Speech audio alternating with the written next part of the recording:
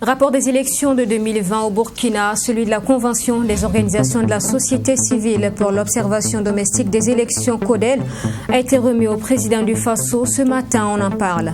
3 structures de santé illégales démantelées à Nioko 2. Des produits, de la gratuité, des soins détournés ont été présentés. 7 personnes ont été mises aux arrêts dans l'affaire. Et puis, la 5e édition de Ciné Droit Libre au Mali s'est refermée en fin de semaine. Entre différentes activités culturelles et rencontres de réflexion, la question des droits humains et celle de la démocratie était d'actualité. Bonsoir à tous et bienvenue dans ce journal. Je vous le dis en titre. Le chef de l'État, Roch Kaboré, a accordé ce matin une audience au président de la Convention des organisations de la société civile pour l'observation domestique des élections. Maître Alidou Ouedraogo a remis donc au président du Faso le rapport de la Convention sur les élections présidentielles et législatives du 22 novembre dernier au Burkina. Ces élections ont été exceptionnelles, dit-il, faisant allusion au contexte sociopolitique et sanitaire dans lequel ils ont été tenus. Ces élections ont été exceptionnelles. Elles ont été tenues dans un contexte sécuritaire difficile, sanitaire difficile, et politiquement, il a fallu vraiment beaucoup de tact, beaucoup de courage, beaucoup de leadership pour les réaliser. Et nous sommes venus pour cela. Féliciter son Excellence, Monsieur le Président du Faso, pour d'abord sa réélection, ensuite pour les circonstances dans lesquelles les élections étaient tenues et maîtrisées, un ensemble de situations qui font la fierté de notre pays et qui fait que notre pays, en tout cas nous, au niveau de la société civile, on peut effectivement contribuer à faire organiser des élections pacifiées, sans violence, acceptées de tous. Le rapport recommande un certain nombre de choses. Améliorer l'état civil, l'accès des citoyens aux documents d'état civil, voir au niveau de certains scrutins comment améliorer ces scrutins.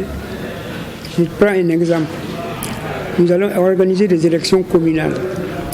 Pour avoir surveillé, observé les élections communales de 2015, nous avons constaté que ces élections, au niveau de la désignation des conseillers, ont été pacifiques. Mais au niveau de la désignation des maires, ça a été la croix et la bannière. Il y a eu même des morts. Alors nous avons préconisé et souhaité que les électeurs puissent réfléchir pour voir si on ne peut pas désigner le maire et son équipe au suffrage universel, comme l'élection des conseillers. Nous avons également suggéré que les partis politiques n'ont qu'à former très bien leurs militants. Parce que ce que nous avons assisté au niveau de la CENI est un peu dommage. En plein exercice, alors que tout le travail était achevé, on a constaté que des commissaires ont quitté le travail, alors que ce n'était pas normal. Donc nous recommandons que les partis politiques envoient dans les structures des militants bien formés, avertis, qui connaissent les mécanismes de fonctionnement, le rouage de fonctionnement de notre société et fassent face à leurs devoirs. Et ensuite, nous avons suggéré également de faire la carte d'identité, en fait, la carte électorale. Ça aura l'avantage d'intéresser beaucoup plus de citoyens et de faire en sorte que beaucoup plus de citoyens aient accès à l'urne, ce qui est un devoir citoyen. La Fédération estudiantine et scolaire pour l'intégrité au Burkina, FECIBF, était face à la presse mardi. Les difficultés que rencontrent les élèves avec les associations des parents d'élèves, la non-orientation de certains bacheliers de l'année 2020 et la situation actuelle des universités publiques. Voilà entre autres les sujets abordés par la FECIBF donc lors de cette rencontre avec la presse. Mamed Riana Kamabou. Près de 500 nouveaux bacheliers burkinabés de la diaspora ont été recalés lors de leur inscription en ligne dans les universités publiques. Une situation que déplore la Fédération estudiantine et scolaire pour l'intégrité au Burkina Faso, FECIBF. La fédération dit épuiser toutes les stratégies pour la résolution de cette situation. Elle interpelle néanmoins les autorités. Notre cri de cœur aujourd'hui, c'est de demander au ministère de l'Enseignement supérieur d'ouvrir la plateforme une dernière fois pour permettre à ses camarades étudiants d'avoir le chemin de l'université. Parce que ces étudiants sont dans la nature. Nous sommes dans un pays où le terrorisme a pris le dessus. Nous pensons que le ministère de l'Enseignement supérieur est le seul ministère aujourd'hui qui peut donner la chance à ces bacheliers-là qui n'ont pas eu la chance d'être orientés sur la plateforme Campus Faso, de trouver un chemin de l'école et de revoir la plateforme Campus Faso pour permettre à tous les étudiants, tous les bacheliers qui veulent s'orienter, qui puissent s'orienter sans difficulté et que les numéros qui sont dessus, que les numéros puissent être joignables à chaque moment pour permettre aux étudiants de guider les étudiants pour leurs orientations et de retrouver le chemin de l'école. La question de la qualité de l'enseignement ou encore le retard constaté dans certaines unités de formation et de recherche UFR des universités publiques, à savoir Joseph Kizerbo, Thomas Sankara, Norbert Zongo et Nazi Boni, a fait l'objet de débats lors de cette rencontre. Pour sortir donc de cette situation, la FESI-BF propose des solutions. Vous trouvez que les étudiants peuvent avoir 18 de moyenne, bon, je suis trop exagéré, 18 de moyenne peut-être au premier trimestre, mais au second trimestre, l'étudiant a 9 de moyenne.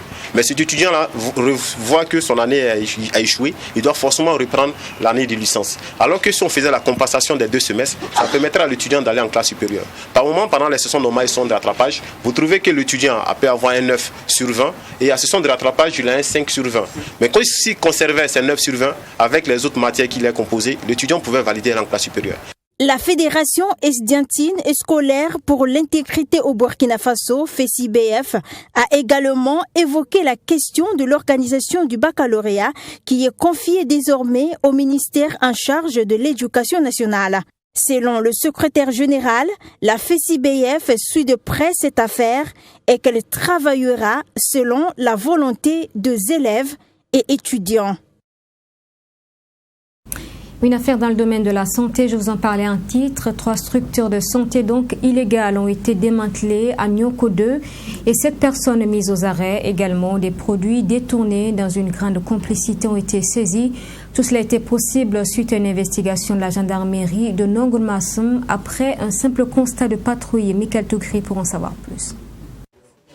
Ce sont 2 cabinets de soins, Maninketa et infirmier Lafitokaye, ouverts et exerçant en toute illégalité à Nioko 2, démantelés par la gendarmerie de Nongolmassum. Les produits de soins saisis et ici présentés par les hommes du major Abdoulaye Sawadogo sont destinés à la gratuité des soins. Ces 2 cabinets de soins fonctionnaient avec la complicité de certains agents de santé et sans aucune autorisation. C'est des produits destinés à la gratuité des soins aux populations. À la question maintenant de savoir s'il détenait un document, une autorisation quelconque qui le permettait d'exercer ce métier, il nous a déclaré qu'il ne possédait aucun document. Mais il affirme avoir ouvert son centre de santé en association avec un docteur que nous avons nommé AB, qui exerce à Dori. Il précise aussi que cela a été possible avec la complicité d'un agent de santé retraité que nous avons nommé CD, qui leur aurait remis son arrêté de création de son cabinet de soins. Les investigations se poursuivent toujours à Nioko 2 et c'est un 3e cabinet de soins qui est découvert. Un centre de santé de promotion sociale privé dénommé CSPS privé Issa Lafissoré. Ce centre de santé exerce aussi en toute illégalité. Cette structure composée d'une salle d'hospitalisation, une salle d'accueil, une salle de consultation, un dépôt pharmaceutique et qui est de la propriété d'une autre personne du nom de KI que nous avons surnommé. Ce dernier est un infirmier diplômé d'État. Lui aussi également ne dispose d'aucun document légal pour exercer ce métier. Selon le commandant Abdoulaye Sawadogo, 9 personnes sont déjà mises aux arrêts, dont 7 agents de santé. Et face à ces pratiques illégales qui prolifèrent spécifiquement dans les zones non loties, il invite les populations à plus de vigilance et à dénoncer toute structure sanitaire illégale au service de police judiciaire. De la santé à l'agriculture, 17 tracteurs, 60 motos, 13 égreneuses et 13 motoculteurs. Tout ce matériel a été offert aux entrepreneurs agricoles de la région de l'Est par l'Agence française de développement. Cérémonie de remise du don jeudi dernier à Fadengourma, cérémonie présidée par le ministre en charge de l'agriculture, Mekel Toukri, Maxime Jelbambara et Jean Luango. C'est une double joie pour les populations de la région de l'Est, bénéficiaires désormais d'une direction régionale en charge de l'agriculture, mais aussi d'un important lot de matériel agricole, composé entre autres de tracteurs, de motos, d'égreneuses multifonctions et de motoculteurs. Ce don permettra de renforcer les capacités techniques et opérationnelles des entrepreneurs agricoles. Matériel agricole, ce sont au total 17 tracteurs, 13 motoculteurs, 13 égreneuses et une soixantaine de motos pour les services techniques déconcentrés en charge de l'encadrement des producteurs. Et aussi, nous avons remis 5400 charrues et 310 charrettes aux bénéficiaires. Quand on dit l'atteindre la sécurité alimentaire, il faut intensifier la production. Il faut avoir des outils qui permettent d'emblaver plus de superficie. Il faut avoir les intrants de qualité. Il faut avoir aussi un système d'encadrement assez performant. Pour le ministre de l'Agriculture, ces actions entrent dans le cadre du projet de sécurité alimentaire dans la région de l'Est. Et l'objectif visé à long terme est l'atteinte de l'autosuffisance alimentaire. C'est un programme intégré qui prend en compte la mécanisation, qui prend en compte le capital, le renforcement du capital humain, qui prend en compte les problèmes fonciers, mais également qui améliore les conditions de travail des agents du ministère de l'Agriculture, mais également du ministère des Ressources animales. Donc c'est pour dire que c'est ce genre de projet que nous voulons qui a des impacts rapides dans les régions et qui va contribuer à améliorer durablement la production dans la région de l'Est. Ce projet est presque à sa fin et du côté de l'Agence française de développement, partenaire technique et financier, un nouveau projet est en cours de négociation avec les autorités en charge de l'agriculture. C'est un nouveau projet de 27 millions d'euros que nous voulons mettre en œuvre. L'idée pour nous, c'est de s'inscrire sur la durée, parce que les territoires ont besoin d'appui sur la durée. Il s'agit à la fois de renforcer le rôle des communes, des collectivités territoriales, mais il s'agit aussi de trouver une place toute particulière à cette jeunesse rurale à laquelle nous croyons. Nous croyons que par de la formation, par de l'équipement, par du crédit, ces jeunes sont en mesure de prendre le relais de leurs parents dans une agriculture plus efficace en termes de quantité et de qualité. Cette cérémonie a également servi de cadre pour la remise de diplômes à 31 jeunes de la 9e promotion du Centre de formation rurale de l'Est. Le 8 mars 2021, encore célébré en différé dimanche dernier, les femmes du quartier d'Agnoué dans l'arrondissement 5 de Ouagadougou étaient réunies pour marquer cette journée qui leur est dédiée. Toutes membres de l'association Voisines Solidaires, elles étaient accompagnées du maire de l'arrondissement Image, Chérif Yanougou, avec la voix de Fatima Tanikima. Elles sont toutes dans le même quartier. Elles, ce sont les femmes de l'association Voisines Solidaires. Ce 14 mars, elles ont décidé de se retrouver pour célébrer en différé la journée internationale de la femme. La marraine de l'association n'a pas manqué de saluer ces braves femmes qui mènent diverses activités génératrices de revenus. Il faut qu'elles soient toujours soudées, malgré les difficultés, malgré les divergences, parce que les femmes de cette association sont vraiment des voisines qui sont venues de partout, d'ethnies différentes, de religions différentes, qui sont venues de tout le pays et même d'autres pays pour se retrouver en location dans un quartier. Et elles ont décidé d'être ensemble. Donc ce que je leur demande, c'est que cette solidarité-là soit une réalité, qu'elles continuent de s'entraider, qu'elles se donnent des idées pour avancer. Et elles font des produits locaux, parce que le premier besoin aussi de la femme, c'est le sel, c'est le soumala, c'est la pâte d'arachide. Et elles en ont ici qu'elles vendent entre elles. Donc Voilà, c'est ce vivre ensemble-là qui, moi, me séduit en réalité. Une association qui fabrique du soumbala, de la farine de maïs, de la pâte d'arachide et tisse le faso d'Anfani. Les responsables de l'association Voisines Solidaires ont profité de l'occasion pour souligner les difficultés que rencontrent les femmes de cette association et faire des doléances au maire de l'arrondissement 5. Vraiment, un soutien va nous faire plaisir. Bon, côté matériel, financièrement aussi, on en a besoin. Puisque ça n'en manque pas. Matériel, c'est quoi? Matériel comme des accessoires pour fabriquer le savon, les plats pour pouvoir mener les travaux.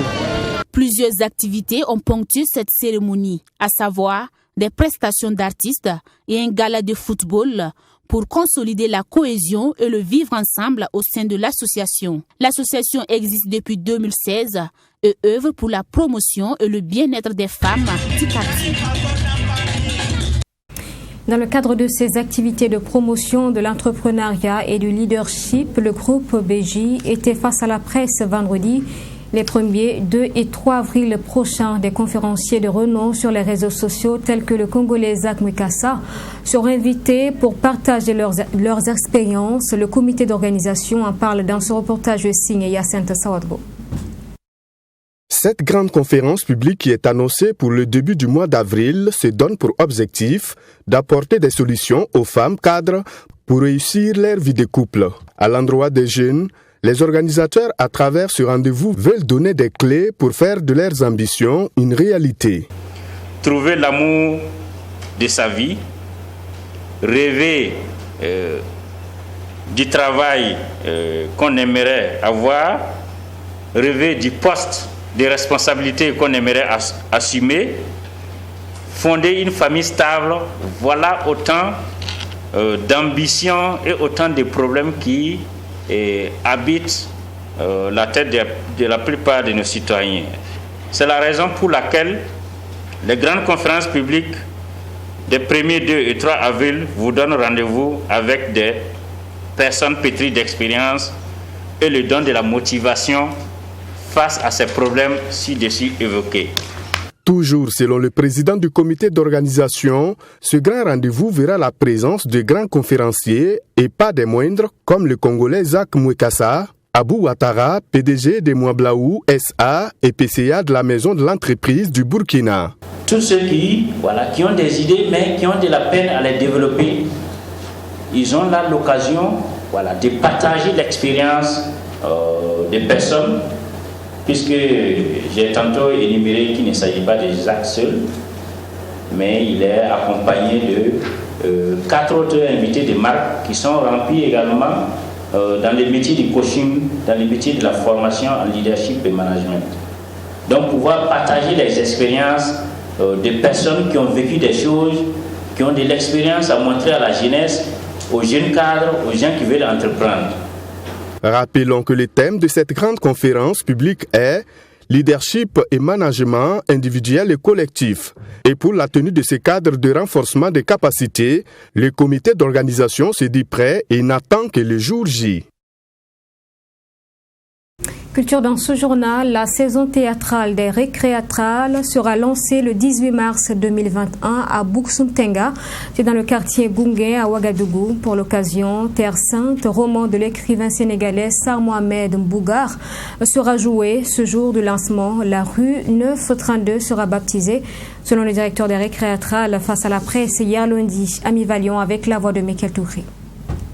Selon Aristide Tanagda, Terre Sainte, adaptée aux planches, raconte l'histoire d'un territoire dans lequel ses habitants vivaient paisiblement. Un beau jour, la terre est prise en otage par des groupes terroristes appelés la Fraternité. Il s'ensuit alors des violences exercées sur les populations. Cette situation remet en cause le vivre ensemble. À travers ce texte, l'artiste veut rappeler aux uns ou aux autres que le sens du combat appartient à tout le monde. Terre Sainte, c'est pour moi aussi 2 voix magnifiques de femmes, de mères, parce que on sait tous qu'en situation de crise, de guerre, les femmes sont doublement, voire triplement touchées, parce qu'elles sont à la fois mères, elles sont épouses, et puis elles sont sœurs. Voilà, donc ces 2 voix puissantes de femmes qui s'écrivent, des lettres après l'exécution de leurs enfants respectifs. Et à travers ces lettres-là, on entend de façon poétique, horriblement poétique, du coup, l'horreur que vit cette terre-là qui se retrouve un matin entre les mains des islamistes.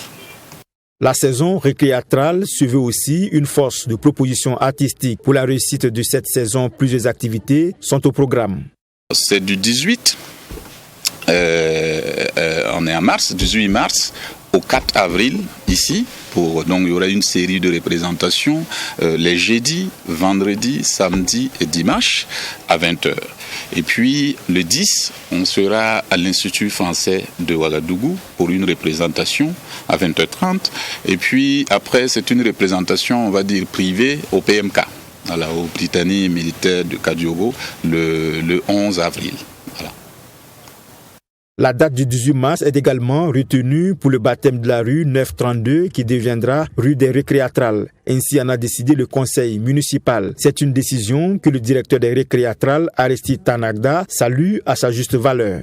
L'honneur et l'amitié que nous fait la mairie de baptiser cette rue-là et donc de reconnaître, d'honorer au-delà des Récréatrales, au-delà du quartier qui nous accueille depuis une quinzaine d'années, le quartier et ses habitants, c'est toute la profession, les artistes. Symboliquement, c'est très fort. Voilà, c'est le lieu pour moi ici de remercier vraiment la ville de Ouagadougou. En plus de la pièce de théâtre, le baptême de rue, le public de Boussoum Tenga connaîtra des prestations d'artistes de renommée nationale tels que Flobi et Dikofis. Et au Mali, clôture de la 5e édition du festival Ciné Droit Libre samedi dernier. Durant 4 jours, les cinéphiles et festivaliers ont eu droit à des masterclass, des spectacles d'humour et à la projection de films qui abordaient la question des droits humains et de la démocratie. L'humoriste international Adama Daiko était l'invité spécial. Retour sur les grands moments donc de cette 5e édition de Ciné Droit Libre à Bamako avec notre correspondant Bourema Soulo. De l'Institut français à la prison centrale des femmes Bolé, en passant par la maison de la presse, la 5e édition du festival Ciné Droit Libre aura tenu toutes ses promesses. Les questions de la démocratie et de la liberté d'expression ont été les activités phares de cette édition. Myriam Tiansin, directrice de l'Institut néerlandais pour la démocratie et le multipartisme, marraine de l'édition, estime qu'il faut continuer à arroser l'arbre de la démocratie. On a montré que par les films qu'on peut donner son point de vue sur les choses dans tous les respects. Tout ça, mais ça ne veut pas dire que le travail est fini maintenant. Évidemment, il faut continuer le travail sur la démocratie, sur l'importance de la liberté d'expression, ça continue. Et donc, on va continuer avec de nouvelles éditions de Ciné Droit Libre et on va continuer notre travail sur la démocratie aussi. Ça va de soi. Coordinateur général du festival Ciné Droit Libre, Abdoulaye Diallo, se félicite du succès de cette 5e édition, dont sa tenue n'était pas évidente. Depuis 2020, on devait faire la 5e édition. Pour cause de Covid, on n'a pas pu la faire. Et finalement, de report en report, enfin, l'édition se tient. Déjà, c'est une victoire que cette édition puisse se tenir. Donc ça, c'est un premier point de satisfaction. Mais deuxièmement, malgré toutes les difficultés, c'est une édition qui a tenu toutes ses promesses. Toutes les activités programmées ont été réalisées avec beaucoup de succès, une bonne participation du public au-delà des espérances, une bonne soirée de clôture dans l'humeur et dans la conscientisation. Donc mes sentiments, c'est le sentiment de quelqu'un de très satisfait d'avoir pu réaliser cette activité qui s'annonçait très difficile. Le recours à l'humour pour promouvoir la démocratie et la liberté d'expression a été, selon Mokhtar Bari, coordinateur du Ciné Droit Libre Bamako, la particularité du festival de cette année. Nous avons mis l'accent cette année principalement sur l'humour, donc avec un masterclass avec Adama Daiko, Moussa Petit Sergent, Yoro Diakité, Ronald Guindo et Paracetamol, et avec un spectacle de clôture, tout en humour. Donc l'autre particularité, nous sommes revenus encore avec le graffiti. L'édition 2021 du Festival Ciné Droit Libre Bamako a vu la participation des humoristes maliens, burkinabés et ivoiriens. Des débats sur la démocratie malienne et la réalisation des fresques sur le même thème ont été aussi des programmes. Et puis chez nos voisins de la Côte d'Ivoire, pour la femme actuelle, gestion de carrière professionnelle et vie familiale, comment concilier les deux? Un panel de femmes leaders a permis de partager des expériences personnelles avec la jeune chambre internationale Abidjan Soleil, correspondance de Yamba Cabré. La famille est le socle de la société et la femme est le pilier incontournable de ce socle. Avec l'émancipation et le besoin d'autonomisation financière de la femme, comment concilier gestion familiale et responsabilité professionnelle? Tel est le défi à relever pour la femme moderne. La jeune chambre internationale Abidjan Soleil a réuni un panel important de femmes leaders afin de leur faire partager leurs expériences personnelles dans le mois qui leur est dédié pour la promotion et la protection de leurs droits. Comme nous l'avons dit, il faut que notre conjoint, si nous sommes mariés, puisse partager notre passion avec nous, qu'il puisse être notre complice, qu'il puisse être cet ami, ce frère, qui puisse nous accompagner dans notre mission. Je suis mariée depuis 14 ans. Ça ne m'a pas empêché de continuer à progresser au plan professionnel. Mais je pense que mon expérience est positive puisque j'arrive à le faire. Et comme je l'ai dit dans le débat aujourd'hui, il faut avoir l'homme ressource qui va nous aider à comprendre ces choses-là. Et ça, c'est la base parce que si à la maison ça ne va pas, ça ne peut pas aller au travail. Sans ma famille, il serait difficile de pouvoir réussir tout ce que j'ai réussi parce que c'est la créativité. La créativité a besoin de la positivité. Des succès qui impliquent tout de même des approches pertinentes. Une femme qui prend de l'ascendance est toujours mal vue ou souvent très mal compris par son mari et il est toujours à se poser des questions, mais où est-ce qu'on va, qu'est-ce qu'elle fait?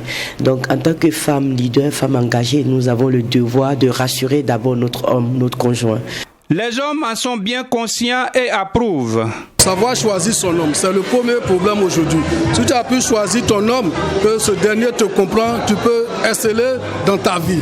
Elles préfèrent donc le duo au duel avec les hommes, même si elles se reconnaissent être des étoiles. C'est de croire en soi et se dire que être femme, ce n'est pas être opposé aux hommes.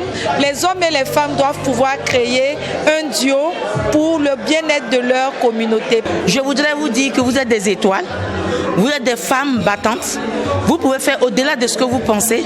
Il faut seulement oser, il faut avoir confiance en soi et puis il faut être persévérante. Il faut retenir que nous ne sommes pas des magiciennes, nous femmes, nous ne sommes pas des magiciennes, nous ne sommes pas des superwomen, nous ne sommes pas des femmes qui pouvons faire au-delà de nos capacités. Il faut faire plutôt toujours de son mieux, de donner toujours son maximum, car cela paye toujours. Des étoiles certes, mais pas des magiciennes, donc il faut savoir garder la tête sur les épaules pour demeurer des étoiles qui illuminent et non des étoiles qui brûlent ou se brûlent. Dans ce journal, merci d'avoir été avec nous. Je vous souhaite une excellente suite à notre compagnie. Bonsoir et à demain.